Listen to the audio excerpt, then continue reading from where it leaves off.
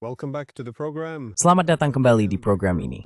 Bersama kita lagi Kolonel Douglas McGregor, veteran tempur, penulis, dan mantan penasihat senior Menteri Pertahanan AS. Selamat datang kembali. Welcome back to the program. Sure. Thuso resumes. Amis.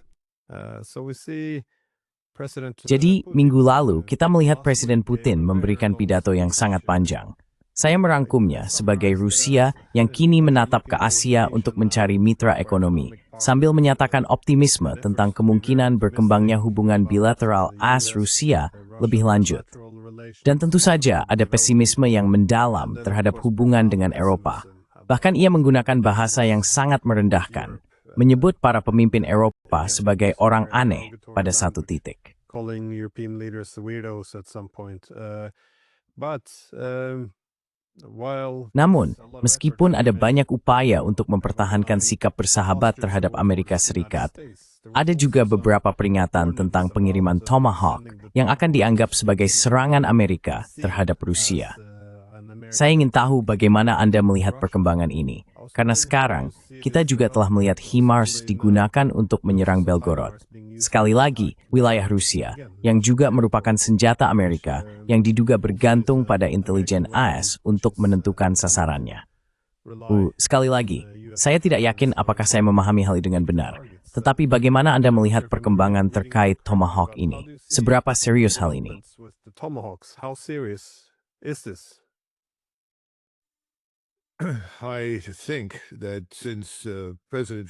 Saya pikir sejak Presiden Trump membuka mulutnya dan membuat komentar bahwa ia akan memasok Tomahawk kepada Ukraina, telah terjadi suatu pertimbangan ulang. Anda tahu, Presiden Trump, terus terang saja, seringkali ceroboh dalam berbicara. Ia mengatakan hal-hal yang tidak selalu salah, tetapi jelas agak jauh dari kebenaran. Ia suka melebih-lebihkan dan membuat orang sampai pada kesimpulan yang menakutkan. Saya pikir dia adalah seseorang yang berinteraksi dengan audiens. Dan jika dia dan audiens tampak akur, maka retorikanya menjadi semakin hiperbolis. Katakanlah begitu. Saya rasa ada seseorang yang menegurnya. Saya dengar dia sempat melakukan panggilan dengan Presiden Putin. Mungkin saja itu berpengaruh. Saya tidak tahu. Tapi jelas ada seseorang yang membuatnya duduk dan menjelaskan, Anda sedang membicarakan sistem rudal dengan jangkauan 1000 mil.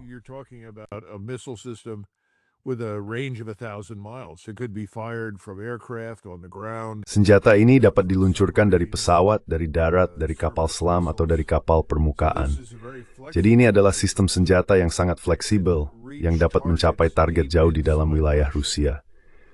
Dan kita tahu dari pengalaman dengan pihak Ukraina, bahwa jika mereka diberi senjata semacam ini, mereka akan dengan senang hati menyerang warga sipil Rusia dan infrastruktur sipil.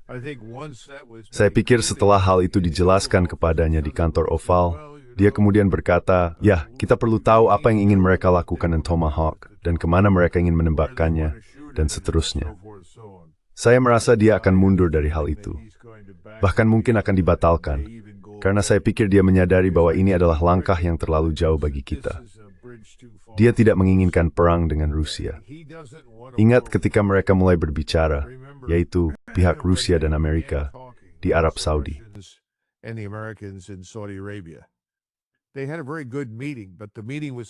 Mereka mengadakan pertemuan yang sangat baik, tetapi fokusnya adalah pada normalisasi hubungan antara Rusia dan Amerika Serikat. Jika Anda mendengarkan dengan saksama Presiden Putin, ia sering menyebutkan bidang-bidang di mana ia ingin melihat dimulainya kembali perdagangan normal. Saya pikir Presiden Trump secara pribadi merasakan hal yang sama. Sayangnya, Trump telah menjerumuskan dirinya ke dalam banyak masalah di Ukraina. Dan karena tidak tahu harus berbuat apa lagi, karena frustrasi, ia telah menjadi, atau katakanlah ia telah berubah menjadi Biden yang baru. Ia mulai mengulangi kebodohan dan kebohongan yang sama seperti yang biasa dilakukan Biden tentang apa yang terjadi di Ukraina dan apa yang mungkin terjadi. Namun pada kenyataannya, Anda selalu harus membedakan antara apa yang dikatakan dan apa yang benar-benar terjadi.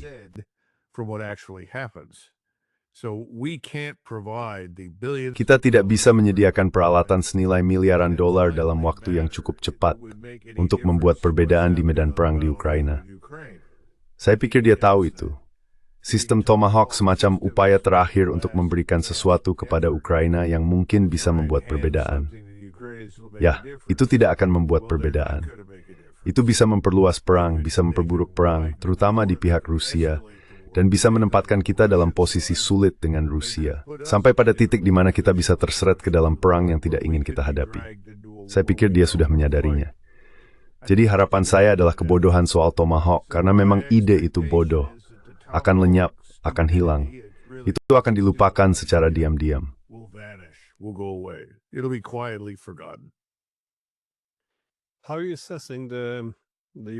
Bagaimana Anda menilai orang Eropa di sini? Karena, seperti yang saya sebutkan, tampaknya saat ini di Moskow hanya ada rasa penghinaan terhadap Eropa. Dan di Eropa, jika Anda mendengarkan pidato terbaru von der Leyen, itu hampir seperti seruan untuk berperang, mengatakan bahwa kita tidak boleh ragu untuk membalas terhadap Rusia. Dan Kanselir Jerman Merz berpendapat bahwa mereka harus membangun tentara besar-besaran untuk kemungkinan berperang melawan Rusia. Orang-orang seperti Karakalas pernah berpendapat bahwa akan baik jika kita mengalahkan Rusia agar negara itu bisa dipecah menjadi beberapa negara yang lebih kecil. Apakah Anda melihat hal ini sebagai bagaimana Anda menilai orang Eropa? Apakah ini kepanikan atau ya, jelas ada kepanikan. Tetapi apakah Anda melihat mereka benar-benar ingin berperang melawan Rusia atau mereka hanya sedang membangkitkan semangat untuk audiens domestik, audiens Amerika, atau audiens Rusia? Domestic audience, American audience, or Russian audience. Well, you say Europeans. I prefer to Ya, Anda bilang orang Eropa. Saya lebih fokus ke pemimpinan globalis ditempati Prancis, Jerman, dan Britania Raya. Starmer, Macron, dan Merz adalah katakanlah lulusan dari sekolah globalisme Soros. Mereka telah melakukan segala yang mereka bos. Dan sebenarnya betul demikian, termasuk Ibu Merkel, untuk membuka perbatasan dan menciptakan keresahan serta gangguan sipil di dalam negara mereka sendiri dengan mengundang orang-orang yang mustahil bisa berasimilasi. Faktanya ada banyak bukti bahwa mereka justru datang untuk mengasimilasi orang Eropa, bukan sebaliknya. Jadi saya pikir itu bagian dari masalah mereka. Mereka putus asa. Mereka tahu bahwa mereka telah ketahuan. Dosa-dosa mereka sudah diketahui publik. Their sins are known publicly. Increasingly, people, particularly in Great Britain, Semakin banyak orang, terutama di Inggris Raya dan Prancis, telah menerima kenyataan bahwa Rusia tidak akan datang. there's no massive Russian. Tidak ada serangan besar-besaran dari Rusia ke Eropa, dan kemungkinan besar tidak akan ada. Mereka hanya perlu melihat ke Slovakia, Hungaria, dan sekarang Republik Ceko. Wilayah-wilayah ini berada tepat di sebuah jalur gaya arus besar kekuatan militer Rusia, namun mereka secara tegas menolak hal itu. Jadi, menurut saya, saat ini adalah masa keputusasaan, dan mereka ingin tetap berpegang pada kekuasaan. Bagaimana cara mempertahankan kekuasaan? Nah, mereka terus bersikeras bahwa ada bahaya besar di timur, dan mulai menghabiskan uang yang sebenarnya tidak mereka miliki, dengan harapan bisa mendorong perekonomian, dan mereka akan melakukannya melalui produksi militer. The economy, and you're going to do it with military production. I don't think it's going to work. I don't see any. Saya rasa itu tidak akan berhasil. Saya tidak melihat ada masa depan untuk hal itu. Hal lain, Glenn, membangun kekuatan yang efektif dan benar-benar mampu bertempur membutuhkan waktu sekitar 10 tahun. Setelah Perang Vietnam, kami memerlukan 10 tahun untuk membangun kembali angkatan bersenjata kami. Itu merupakan upaya yang sangat mahal dan membutuhkan banyak pelatihan, beberapa generasi peralatan, serta generasi baru prajurit, pelaut, penerbang, dan marinir. Apa yang akan dilakukan oleh orang Eropa? Seberapakah bisa membangun sesuatu? Seberapa cepat mereka bisa melatih dan menurunkan pasukan apapun? Itulah sebabnya saya pikir seseorang mengatakan bahwa Merz berbicara tentang semacam tingkat produksi pada tahun 2030 dengan kekuatan dapat menggunakan peralatan dat. With a force that could use the equipment. I think he's being very, very optimistic. Saya pikir dia sangat optimistis. Saya rasa ini akan memakan waktu jauh lebih lama. Jadi menurut saya, ini sebenarnya semua tentang berpegang teguh pada kekuasaan. Dan kamu tahu, kesia-siaan dan kebodohan dari hal ini benar-benar mengejutkan. Saya teringat akan sesuatu, saya rasa saya belum pernah menyebutnya sebelumnya, tapi dia adalah seseorang yang selalu saya kagumi, yaitu Oxenstierna. Oxenstierna tentu saja adalah kanselir agung Swedia yang hebat. Dierme ukompau database di biawat Kers Gustavus Adolphus dan Barbomo Christini. Stokali, putrinya mesetiain ba reje Gustavus Adolphus, Adolis, dan idens tauken amai to hal itu. Dia berkaki, akadat percuri, wajud pastigol, benar humanity. The king must be mad. His ministers are crazy. These people are going to get us into terrible wars we can't. Orang-orang ini akan menyeret kita ke dalam perang-perang mengerikan yang mustahil kita menangkan. Tidak ada satupun dari semua ini yang terjangkau. Ia bisa saja mengangkatnya dari situasi hari ini, dari apa yang kita lihat di Washington, atau bahkan di Paris, London, dan Berlin. Dan Oxenstierna menulis kembali kepada putranya, apakah kau terkejut bahwa kita diperintah dengan begitu sedikit kebijaksanaan? Maksudnya adalah, mengapa kau terkejut? Orang-orang di puncak kekuasaan tidak bijaksana. Mereka tidak berpikir mendalam. Mereka tenggelam dalam diri sendiri, merasa penting, dan penuh keakuan. Dan mereka tidak berpikir dalam kerangka kepentingan rakyatnya. Jadi saya pikir itulah yang pada dasarnya sedang disadari oleh orang-orang Eropa. Seperti yang saya katakan, orang Jerman seperti biasa membutuhkan waktu lebih lama untuk memahaminya. Tetapi mereka mulai memahaminya. To figure this out, but they're figuring it out. But when you assess a threat, you Namun ketika Anda menilai sebuah ancaman, Anda melihat baik kemampuan maupun niat. Sekarang, saya setuju soal kemampuan. Orang Eropa tidak memiliki apa yang dibutuhkan untuk melawan Rusia. Ada banyak ambisi untuk membangun kekuatan militer, tembok drone besar itu. Saya tidak begitu yakin apa sebenarnya yang dimaksud dalam konteks militer. Menurut saya, mereka harus memperjelas konsep ini. Namun dalam hal niat, awalnya saya pikir mereka hanya sedang membusungkan dada. Tapi di sisi lain, sekarang mereka berbicara tentang mencegat rudal dan drone Rusia dari wilayah Polandia menuju Ukraina Barat, dengan harapan Rusia akan setuju pada aturan baru, bahwa mereka tetap tidak bisa dijadikan target. Kita melihat Prancis menyita kapal yang mereka kira milik Rusia, yang jika benar akan menjadi tindakan perang. Maksud saya, retorika yang gila itu tampaknya memang, sampai batas tertentu, diterjemahkan menjadi kebijakan yang sama gilanya. crazy policies though. Well, I think we have to stand back. Ya, saya pikir kita harus mengambil langkah mundur dari diskusi tentang tembok drone ini dan memahami bahwa yang sebenarnya mereka bicarakan pada dasarnya adalah semacam garis Maginot berteknologi tinggi. Kita tahu seberapa baik hal itu berhasil di masa lalu. Itu hanya pemborosan uang yang sangat besar. Bagian kedua adalah apa yang secara wajar bisa dicapai dalam batas hukum fisika saat ini. Selama kita tidak bisa melanggar hukum matematika fraktal dan mengubah fisika, dan itulah yang harus dilakukan, sampai kita bisa menciptakan medan gaya energi terarah, kita tidak mungkin menghentikan ribuan rudal atau ribuan drone.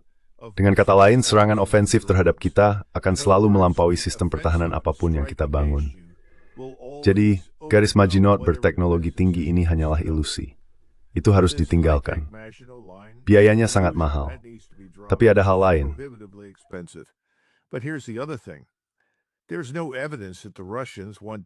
Tidak ada bukti bahwa Rusia putus asa untuk menaklukkan dan menghancurkan Eropa. Ini adalah era yang berbeda dari katakanlah masa Perang Dunia II, atau jika kita mundur lebih jauh, Perang 30 tahun. Semua orang menurut saya sangat peka terhadap perkembangan ilmiah dan industri, terhadap infrastruktur, terhadap produktivitas. Apa gunanya berperang demi wilayah dan penduduk jika pada akhirnya semuanya akan hancur dalam prosesnya? Itu tidak terlalu masuk akal. Jadi saya tidak melihat bukti bahwa Rusia ingin mempertaruhkan infrastruktur mereka sendiri, apalagi menghancurkan milik orang lain. Jadi sekali lagi, menurut saya, ada banyak omong kosong di luar sana saat ini. Dan orang-orang sedang mencari jawaban, tetapi sayangnya mereka justru kembali pada jawaban lama yang sama.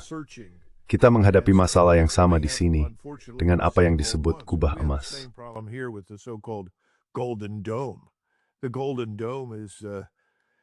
Kubah emas itu, seperti yang Anda tahu, adalah lubang uang besar tempat orang-orang akan membuang ratusan miliar dolar.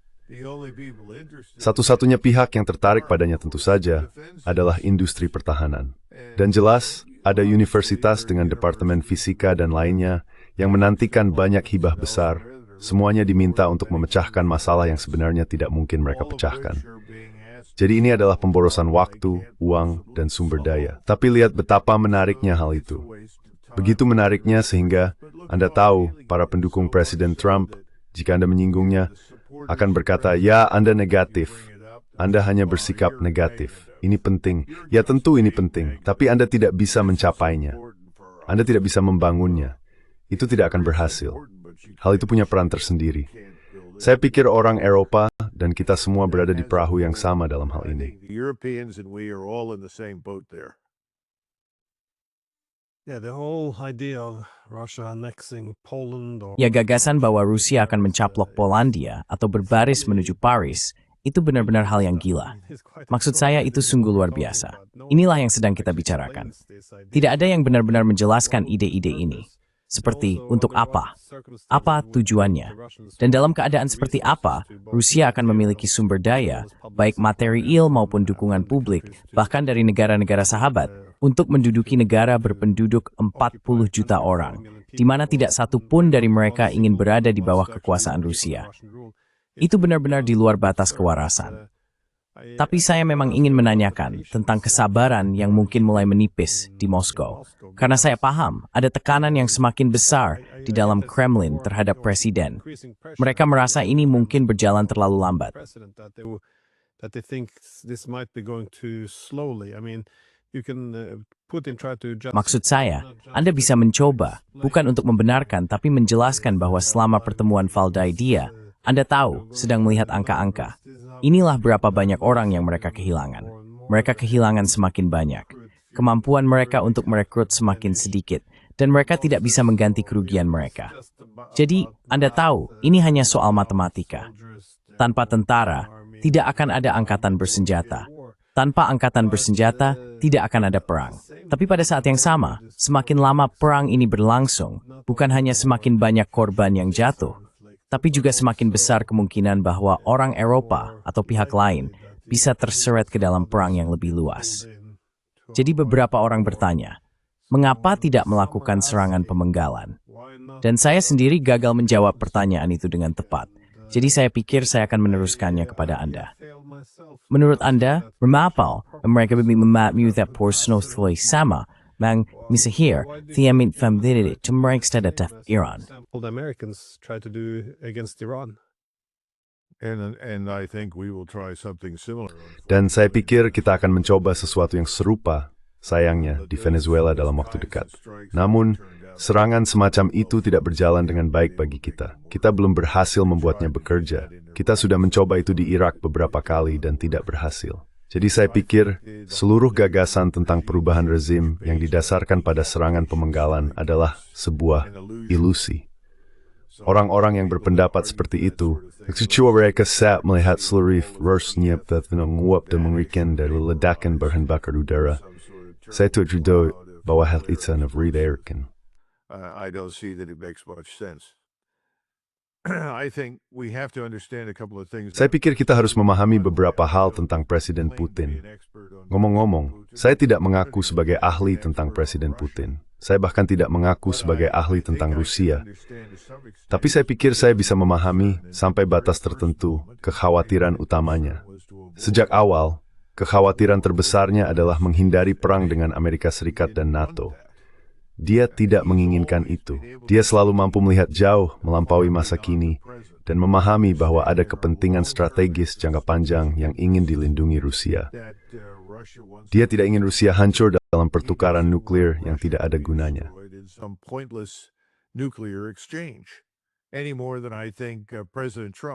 Sama halnya dengan pandangan saya terhadap Presiden Trump, sekalipun ia terkadang bingung dan kadang bersikap megalomania, dan seberapa sering pun ia berbicara berlebihan, saya tidak melihat bukti bahwa Presiden Trump ingin mengambil risiko terjadinya eskalasi atau pertukaran nuklir. Jadi, jika Anda memahami hal itu tentang Presiden Putin, pada dasarnya ia mengatakan, kita akan menang, kita akan menghancurkan musuh ini, kita akan berhasil. Namun, kita tidak akan memberikan kepada para lawan potensial, para pengkritik atau musuh kita, alasan di atas piring perak untuk campur tangan melawan kita. Untuk segera masuk dan berkata, lihat, orang-orang Rusia yang jahat kini sedang bergerak cepat menuju Lviv di Ukraina Barat. Jadi ia telah menghindari tindakan-tindakan yang dapat memicu respons yang benar-benar dramatis. In the meantime, to the credit of Sementara itu, patut diakui bahwa pihak Rusia berhasil mengalahkan teknologi perang yang telah kita berikan kepada Ukraina. Sekarang, sebagian dari itu bisa disalahkan pada pihak Ukraina, yang mungkin tidak tahu apa yang mereka lakukan. Tetapi bagi saya, tampaknya mereka telah mengikuti perintah dan nasihat dari orang-orang di puncak NATO. Hal itu ternyata menjadi bencana. Segala sesuatu yang kita dorong untuk mereka lakukan telah gagal total. Dan mereka mendetek baru Grace Cube sabar akibatnya.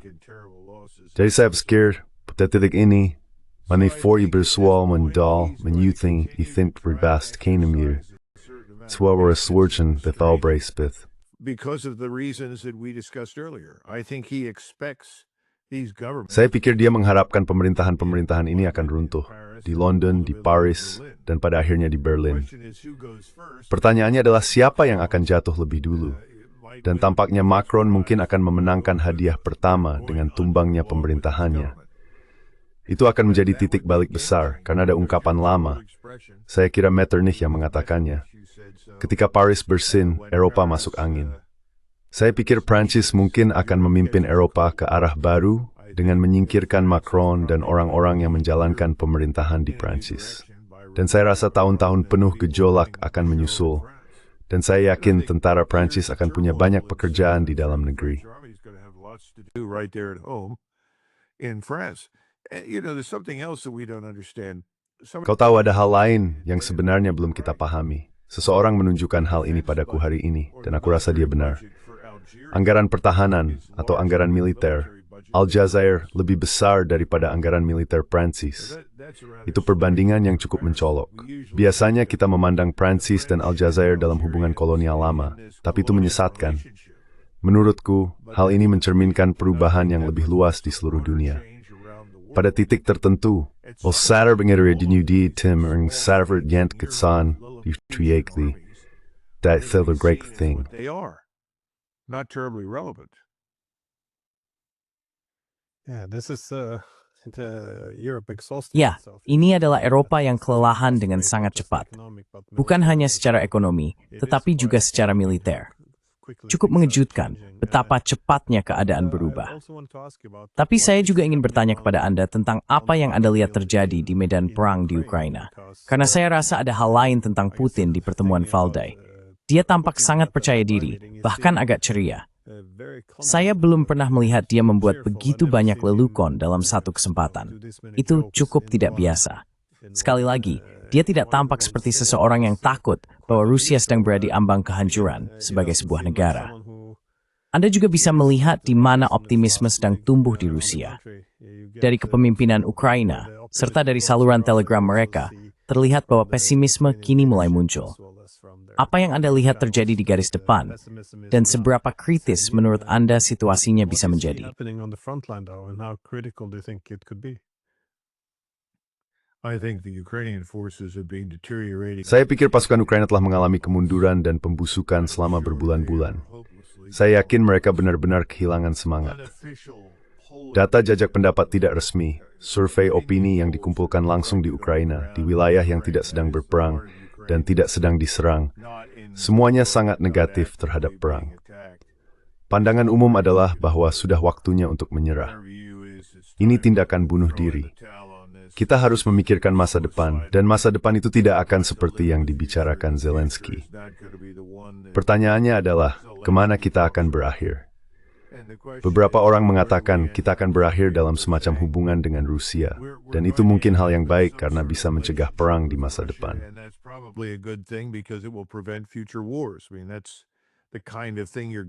Maksud saya, itulah hal yang sering terdengar dari orang-orang Ukraina. Di sisi lain, ada juga yang mengatakan bahwa kita harus menerima netralitas. Hanya segelintir orang yang masih berpegang pada gagasan bahwa Ukraina harus menjadi bagian dari NATO dan Uni Eropa. Saya agak terkejut ketika Presiden Putin menanggapi seseorang yang bertanya apakah Ukraina bisa bergabung dengan Uni Eropa. Dan dia berkata, ya, saya kira itu mungkin saja. Saya merasa itu cukup luar biasa. Dat memberi squadron bij herhaling dan mungkin met termistar optimam en het terus nieuw te gestig niet meer. Namun kerugian and but the losses are terrific. Anyone who stands their ground and wants to oppose the Siapapun yang bertahan dan ingin menentang Rusia akan diam-diam dikepung dan kemudian secara sistematis dimusnahkan, sebagian besar melalui serangan jarak jauh. Begitu serangan dihentikan, pasukan Rusia bergerak maju, dipimpin oleh infanteri penyusup yang sangat terlatih, banyak drone, dan kekuatan tembak yang luar biasa besar. Dengan kata lain, kekuatan tembak yang terarah, akurat, dan menghancurkan dalam mode langsung. Perang ini pada dasarnya sudah berakhir, kecuali masih ada orang yang terus didorong ke depan menghadapi Rusia. Sekarang pertanyaan lainnya adalah, mengapa mereka tidak langsung maju Rusia? Nah, lihatlah peta. Di tempat mereka berada sekarang, penduduknya berbahasa Rusia dan secara budaya juga Rusia. The population speaks Russian, is culturally Russian. Most of them consider themselves to be Russian. Sebagian besar dari mereka menganggap diri mereka orang Rusia. Saya tidak berpikir ada banyak antusiasme di Moskow untuk memerintah sejumlah besar orang Ukraina yang sangat menjunjung tinggi identitas keukrainaannya dalam segala hal. Mereka lebih memilih untuk tidak melakukan itu. Mereka hanya ingin Ukraina bersikap netral dan tidak menjadi landasan bagi serangan terhadap Rusia melalui NATO. Hanya itu saja. Jadi, apakah hal itu bisa diselesaikan? Nah, masalahnya adalah satu-satunya orang yang mungkin bisa mencapai sedikit keberhasilan adalah Donald Trump. Dan dia memutuskan bahwa karena tidak ada hadiah Nobel yang menantinya di sini, dia akan melepaskan tanggung jawabnya atas seluruh urusan ini kepada pihak Eropa. Baiklah, kami akan memberi kalian apa yang kalian inginkan. Lakukan saja apa yang kalian mau. Dan kini dia mengalihkan perhatiannya ke Timur Tengah dan, sepertinya, Venezuela. To the Middle East, and now I guess Venezuela. Yeah, on that topic though, because I did. Mengenai topik itu, saya juga ingin menanyakan pendapat Anda tentang apa yang sedang terjadi di Timur Tengah. Dia telah mengajukan, ya kita menyebutnya usulan perdamaian, tapi sebenarnya lebih seperti terima atau kami akan menghancurkanmu. Namanya, saya lupa istilah pastinya. Sesuatu seperti perjanjian perdamaian abadi atau semacam itu. Ya, dia memang suka bahasa yang bombastis. Saya tidak yakin apakah dia melebih-lebihkan soal perdamaian abadi itu, tapi bagaimana pendapat Anda tentang perjanjian 20 poin ini? What do you make of this 20-point agreement? Not much. It reminds me of some of the Tidak banyak. Ini mengingatkan saya pada beberapa perjanjian yang dibuat antara Persemakmuran Polandia-Lituania Lama dan Rusia. Perjanjian yang omong-omong memiliki judul serupa. Anda tahu, perjanjian perdamaian abadi dan ketentraman serta itikat baik selamanya antara Persemakmuran Polandia-Lituania dan Tsar Rusia dan sebagainya. Semua itu omong kosong. Jika Anda melihat 21 poin itu, sekali lagi Anda harus membedakan antara harapan kosong dan tindakan nyata. Apa yang dilakukan Tuan Netanyahu, tak pernah lakukan. Ia terus menyerang, menghantam, dan mengebom sesuka hati. Saya tidak melihat bukti bahwa ia siap mundur. Itu semreferat di setiap garis berapa bagian jalur Ki. from parts of the Gaza Strip, perhaps, but he's absolutely not going to turn Mungkin. the Gaza Strip over. Tapi dia sama sekali tidak akan menyerahkan jalur Gaza kepada pasukan Arab dalam bentuk apapun. I think the Egyptians Ini salah satu alasan mengapa saya pikir Mesir berusaha mencari cara untuk menyeret kita masuk. Dan saya tidak bisa membayangkan sesuatu yang lebih sia-sia dan bodoh daripada kita terlibat dalam konflik itu. Sama sekali tidak ada manfaatnya bagi kita. Kita hanya akan berakhir menjadi musuh semua orang dan sasaran bagi semua pihak.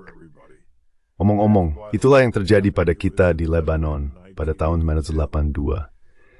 Jadi saya tidak tahu apa yang dipikirkan orang-orang. Saya pikir orang-orang menafsirkan ucapan Presiden Trump secara harfiah. Saya sama sekali tidak melihat bukti bahwa hal itu punya peluang sekecil apapun untuk terjadi. It has a snowball's chance in hell of happening. But if for some reason Tapi jika, karena suatu alasan, Hamas menerima hal ini, apa yang akan terjadi? Apakah mereka harus menyerahkan semua senjata mereka? Apakah mereka harus menyerahkan terowongan mereka?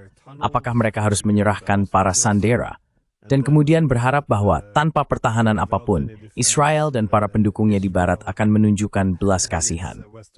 Apakah ada jaminan di sana bagi pihak Israel? Tidak. Saya tahu itu tidak menyebutkan negara manapun di situ. Ia membrace bahwa pihak sistem tinpan mood dari wilayah mereka. Ex-wiki, est belahnya dua tepot dari ini natursen. I mean, what actually is in there for the Palestinians? Not much as far as I can tell. Tidak banyak, sejauh yang bisa saya lihat. Kamu benar. Yang mereka harapkan dari Hamas adalah datang tanpa senjata, berbaris rapi, berlutut, memohon ampun, dan berharap yang terbaik. Saya tidak melihat banyak bukti hal itu akan terjadi.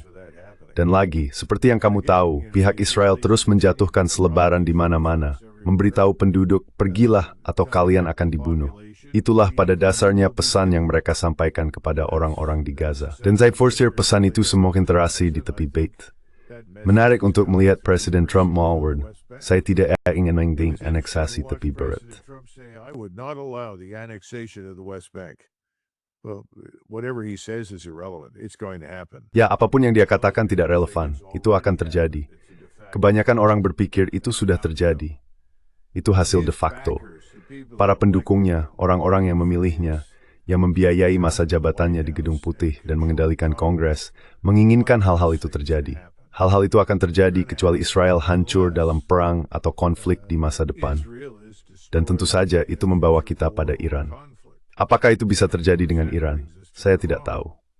Tenam is score share deploy tough that strategies to nyal the hinilin. Kegor your train though. Another round of war with Iran. There's no question about that. Well, Netanyahu recently gave a speech where he Netanyahu baru-baru ini memberikan pidato di mana ia menyoroti bahwa Iran kini menjadi ancaman nuklir bagi Amerika Serikat. Dan ya, saya tahu itu bukan tuduhan yang terlalu orisinal, tapi Trump juga memperingatkan kemungkinan serangan baru terhadap Iran jika negara itu menghidupkan kembali program nuklirnya, yang menurut saya justru melemahkan klaimnya sebelumnya bahwa ia telah sepenuhnya menghancurkan program nuklir Iran. Tapi apakah kamu melihat ada jalan menuju perang dalam waktu dekat?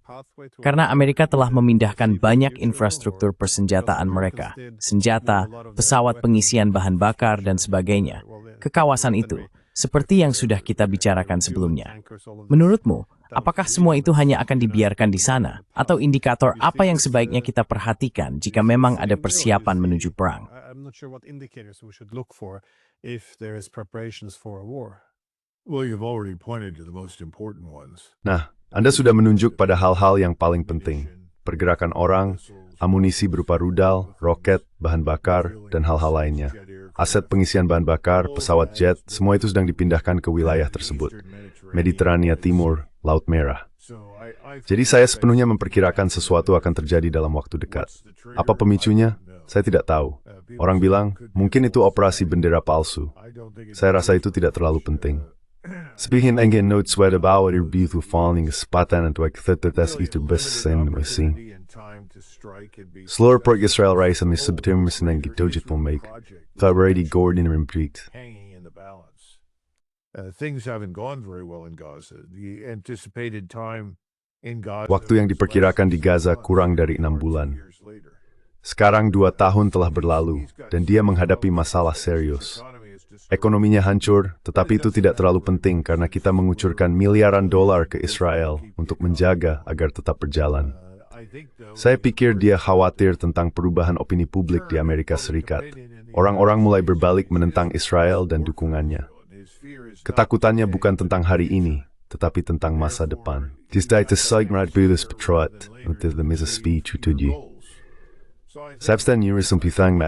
September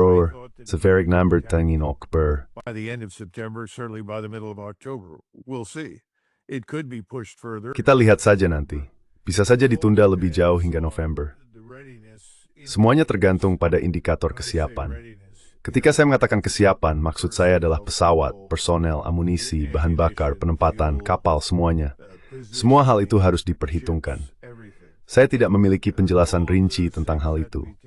Dan kalaupun saya punya, saya tidak akan memberikannya kepada Anda. Karena saya orang Amerika, dan saya tetap ingin agar orang Amerika melewati ini dengan sesedikit mungkin korban dan kerugian, terlepas dari apakah saya mendukung kebijakan tersebut atau tidak. Jadi lebih dari itu saya tidak bisa katakan. Tapi saya pikir hal itu akan terjadi, dan saya pikir akan terjadi segera. But I think it's coming, and I think it's coming soon. But I guess the advantage the first time Tapi saya rasa keuntungan pada kali pertama adalah serangan mendadak. karena pihak Iran mengira mereka sedang berada di tengah-tengah negosiasi. Mereka diberitahu bahwa mereka sedang membuat kemajuan, bahwa perdamaian sudah di depan mata. Dan tentu saja ada unsur kejutan lainnya, misalnya pengacauan sistem pertahanan udara mereka. Tanpa unsur kejutan itu, menurut Anda, apa yang bisa menjadi keuntungan Israel kali ini? Apakah mereka sekarang memiliki intelijen yang lebih baik tentang lokasi terowongan, tempat Iran menyimpan rudal mereka? Apakah mereka akan menggunakan pihak perantara? Maksud saya, apakah kita tahu sesuatu? Mengingat bahwa hasilnya tidak baik terakhir kali, bagaimana Israel akan memainkan langkahnya secara berbeda kali ini? Well, again, you're asking important questions. Baik, sekali lagi Anda mengajukan pertanyaan-pertanyaan penting. Saya tidak tahu jawaban pastinya. Saya pikir mereka pasti telah terus-menerus mengawasi Iran. Dan sejauh mereka bisa memasukkan orang dari Azerbaijan, Suriah, Irak, atau tempat lain ke Iran, atau dari Afghanistan dalam hal ini, untuk mencari jawaban atas pertanyaan-pertanyaan ini, saya yakin mereka telah melakukannya. Apakah itu akan membuat perbedaan? Saya tidak tahu. Saya tahu bahwa Rusia kini telah turun tangan cukup signifikan untuk membantu dengan pertahanan udara terpadu. Sebagian besar berupa keahlian teknis, tetapi sebagian juga melibatkan peralatan dan rudal. Iran jelas kini lebih kuat, lebih kohesif sebagai masyarakat, dan lebih mampu dibandingkan sebelumnya.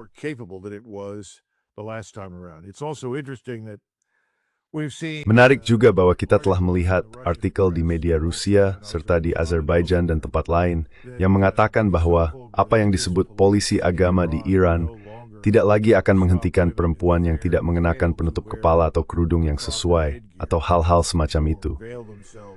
Dengan kata lain, pelonggaran pembatasan yang terkait dengan revolusi Islamis atau Islam itu mulai secara resmi menghilang. Pembatasan tersebut sebenarnya sudah sangat berkurang. Rakyatnya sendiri telah menolaknya. Dan saya pikir kini mereka menyadari kebijaksanaan untuk menyingkirkan sebagian besar hal itu, karena hal tersebut menghambat kerjasama dan melemahkan persatuan nasional. Jadi dalam pengertian itu, bisa dikatakan bahwa serangan terhadap Iran justru telah meningkatkan kehidupan di dalam Iran secara dramatis, dalam arti kemanusiaan murni bagi pria dan wanita yang tinggal di sana.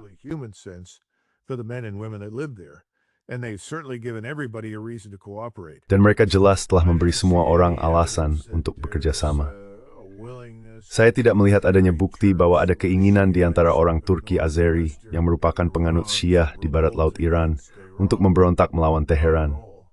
Sama sekali tidak. Jadi asumsi-asumsi yang ada sebelumnya tentang kelemahan Iran dan bagaimana serangan pemenggalan yang tepat akan menimbulkan kekacauan, saya pikir mereka harus meninggalkan itu. Sekarang, apa artinya itu? Jadi tukar itu setelah berencanakan pengiji senoperadalan dep jalan baik, mereka akan beralih ke pemberbenyitan and nuklir. Saat itu, sawan saya khawatirkan, mereka mungkin akan melakukannya. Namun hati terjadi lieutenant menyimpan kiri bagi mereka dan bagi kawasan tersebut. That would be catastrophic for them and for the region. Yeah, the religious Ya, hukum-hukum keagamaan. Mereka sebenarnya sudah mulai agak longgar. Aku tidak yakin bagaimana perang akan memengaruhi hal itu. Tapi aku berada di Teheran bersama Max Blumenthal dan Alistair Crook pada bulan Mei lalu untuk sebuah konferensi. Dan itu salah satu hal yang mengejutkanku. Karena lagi-lagi, aku tidak mengikuti apa yang terjadi sejak revolusi tahun 79. Tapi aku terkejut melihat begitu banyak perempuan berjalan tanpa kerudung. Atau, kamu tahu, hanya mengenakan jeans dan kaos tanpa apapun di kepala mereka. Jadi itu agak mengejutkanku. Karena dulu ini salah satu alasan orang mengatakan kita harus mendukung serangan terhadap Iran. Bahwa, kamu tahu mereka harus mengenakan jilbab. Aku tidak tahu bagaimana mereka bisa mengaitkan dua hal itu. Tapi ini menarik, karena biasanya ketika sebuah negara diserang, saat itulah pemerintah memperketat kendali atas masyarakat. Dan ini tahu, Uniting Return, Nisal.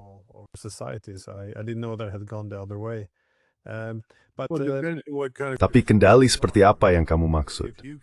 Jika kamu bisa meningkatkan kehidupan wargamu, kamu bisa memberi mereka kebebasan pribadi, hak untuk berpikir dan bertindak sesuai kehendak mereka. Sementara pada saat yang sama meningkatkan keamananmu untuk mencegah orang Israel membeli para pedagang, dan menggunakannya melawan negara. Itu hal yang berbeda. Dengan kata lain, menurutku itu tergantung pada apa yang ingin kamu capai. Aku pikir kepemimpinan Iran berusaha mencapai modernisasi dan berusaha menunjukkan toleransi terhadap rakyatnya sendiri, serta membuktikan kepada mereka bahwa berjuang untuk Iran adalah demi kepentingan mereka.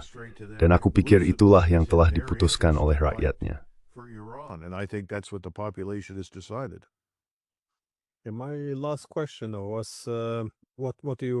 Pertanyaan terakhir saya tadi tentang apa yang Anda sebutkan sebelumnya, Venezuela. Banyak orang di seluruh dunia menyaksikan hal ini dengan sedikit kebingungan. Mereka melihat perahu-perahu kecil di lepas pantai Venezuela, cukup jauh dari Amerika Serikat, dibom dan dituduh sebagai penyelundup narkoba. Kami melihat AS memperkuat, mungkin tidak secara besar-besaran, tetapi tetap memperkuat kemampuan militernya di sepanjang pantai Venezuela. Itu attribut cukup kuat untuk Stalin, Infoni, itu septint, Soren Thorvin II. Sekali lagi, saya Ajmas Brainer, saya memang mudah hijau, saya harus kawar biar the timing. To ask you, how are you assessing the situation? The president has suspended any further diplomatic relations. Presiden telah menangguhkan hubungan diplomatik lebih lanjut dengan Venezuela. Jadi itu merupakan langkah yang cukup mengkhawatirkan. Hal ini menunjukkan bahwa semacam tindakan terhadap Venezuela sudah dekat. Ada orang-orang di Washington yang mengatakan bahwa mereka sudah bekerja pada rencana untuk masyarakat Venezuela pasca perang, yang bagi saya menunjukkan bahwa situasinya cukup serius. Seperti yang sudah saya katakan sebelumnya, Venezuela bukanlah negara narkotika. Dia binanggit di senol stavrich carbon balik view dari pesembaya. Keterupayang tanggal minyak dari pesur dealing, kiswar, pemeng zamrut, yang penting abad bagian New Street, atas wifi waeng. Sarida beslak or signifikan. I don't think the narcotics bit is very large. In fact, everybody tells me who is an expert in the Faktanya, semua orang yang saya ajak bicara dan merupakan ahli di bidang ini mengatakan bahwa narkotika masih berasal dari Kolombia dan kemudian menuju ke utara, ke wilayah kita, sebagian besar melalui Samudra Pasifik. Hal lainnya adalah, jika Anda mencari negara narkotika, negara dengan kejahatan terorganisir, itu adalah Meksiko. Meksiko dalam segala hal dan ukuran menurut standar kita di Barat adalah negara gagal. Itulah sebabnya negara itu menimbulkan bahaya besar bagi kita dari Amerika Tengah. Itulah mengapa tindakan Presiden Biden membuka perbatasan kita merupakan kelalaian kriminal, jika ingin dikatakan dengan sopan. Mereka membuka pintu air. Sekarang kita memiliki jutaan orang di dalam negeri, dan kita tidak tahu banyak tentang mereka. Banyak di antara mereka telah melakukan kejahatan mengerikan. Sekarang tentu saja ada orang-orang di luar sana yang berkata, nah, you have Talmud Refresh Mbak Hati, Laken Riley, yang diperkosa dan tinggal berbruting, kunyi, seorang pinahat sa Venezuela, dan berbicara soal geng-geng Venezuela. And talked about the Venezuelan gangs. Well, the answer to saving Laken Nah, Riley's life jawaban untuk menyelamatkan nyawa Laken Riley adalah dengan menjaga perbatasan tetap tertutup, menegakkannya secara efektif, mengontrol siapa yang masuk ke Amerika Serikat, dan menegakkan hukum di dalam negeri kita. inside our country. Mengebom Venezuela atau menyerbu Venezuela tidak akan menyelesaikan masalah itu. Tapi sekali lagi, tidak populer untuk menyarankan bahwa masalah kita sebagian besar bersifat domestik. Masalah narkoba ada di sini, di dalam Amerika Serikat. Menyerang dan menghancurkan negara lain tidak akan memperbaikinya. Hal itu tidak populer saat ini. Ada banyak orang yang berpikir, ya benar, sekarang kita perlu fokus pada belahan barat. Saya setuju dengan itu. Saya pikir kita lebih peduli dengan apa yang terjadi di belahan bumi kita. Saya hanya tidak tertarik untuk menyerang semua orang di selatan perbatasan. I'm just not interested in attacking everybody south of the border. Yeah, it was interesting though that some pressure seemed to have Ya, been alleviated menariknya, against tekanan terhadap Venezuela tampaknya sedikit berkurang ketika Rusia menginvasi Ukraina dan sanksi dijatuhkan terhadap Rusia. there was Ada upaya untuk mengatakan, ya ternyata Venezuela tidak seburuk itu. Sekarang kita bisa bekerja sama dengan mereka karena kita membutuhkan sumber minyak lain. Tapi sekarang, tentu saja, situasinya berubah lagi dan mereka tampaknya menjadi sasaran. Namun, apa kemungkinan konsekuensinya di sini? Karena jika ada serangan terhadap Venezuela, Ketidakstabilan yang terjadi akan menciptakan lebih banyak pengungsi yang membanjiri perbatasan Amerika. Bukankah itu justru akan memperburuk masalah yang sudah kita hadapi? Wouldn't this exacerbate the problem already? Well, I'm more concerned about what happens if we physically go in on the ground. Ya, saya lebih khawatir tentang apa yang akan terjadi jika kita benar-benar turun ke lapangan, yang tampaknya menjadi bagian dari rencana. Saya pikir ini mungkin mengasumsikan semacam serangan pemenggalan kepala yang berhasil dan kemampuan badan intelijen seperti CIA untuk memicu kerusuhan atau pemberontakan internal. Saya khawatir hal ini akan menjadi isu besar bagi semua orang di Amerika Latin. Venezuela memiliki perbatasan sepanjang lebih 370 mil dengan Kolombia, 1.379 mil dengan Brasil, dan garis pantai sepanjang 1.700 mil. Itu sangat besar, hampir seukuran gabungan Prancis dan Jerman. Dan ada banyak orang di negara-negara Amerika Selatan lainnya. Tentu saja sejumlah besar yang disebut paramiliter di Brasil atau di Kolombia yang bisa masuk ke Venezuela dengan tujuan membantu mereka melawan kita. With the goal of helping them fight us. So I think it could turn into a terrible morass. Saya pikir itu bisa berubah menjadi kekacauan yang mengerikan. Dalam semalam, itu bisa menjadi negara gagal yang mewakili ancaman permanen bagi kita di Amerika Utara. Keadaannya akan jauh lebih buruk daripada apapun yang bisa kita bayangkan sebelumnya.